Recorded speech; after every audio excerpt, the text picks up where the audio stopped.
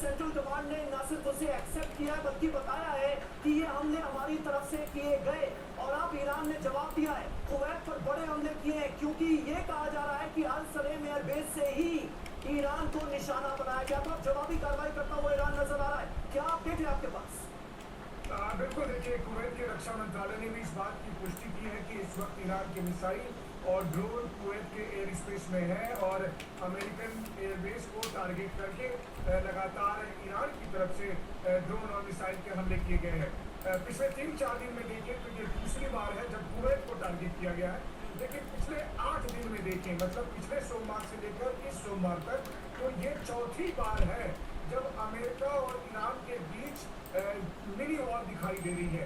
पिछले सोमवार को जब अमेरिकी जहाज पर ईरानियन की तरफ से मिसाइल और ड्रोन से हमले किए गए, तो जवाबी कार्रवाई करते हुए अमेरिका की तरफ से हमले किए गए। उसके बाद बुधवार को हमने देखा कि बुधवार को किस तरह से अमेरिका और ईरान के बीच में लड़ाई हुई और मल्टीपल राउंड की लड़ाई हुई थी।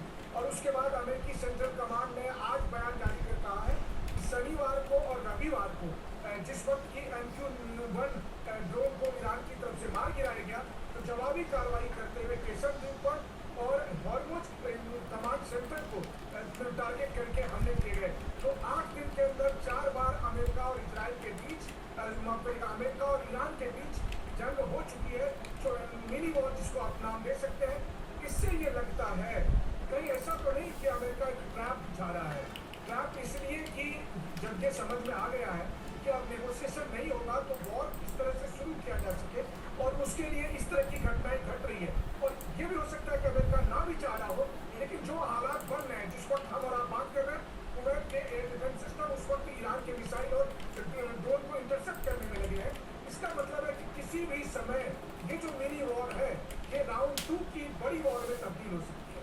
बिल्कुल, ये जो मिनी वॉर हो, जिस तरह से अल सलेम पर जो हमला किया गया, जवाबी हमला ये किया गया है, अब इसके बाद असर और ज्यादा खराब होते हुए नजर आ रहे। विकेट आता सर, अब यहाँ से क्या होता हुआ आप देख पा रहे हैं? क्या वाकई में आपको लग रहा है कि कोई गुंजाइश, कोई चांसेस है? मैं आऊंगा आपके पास, लेकिन इस बीच एक और बड़ी खबर आ रही है।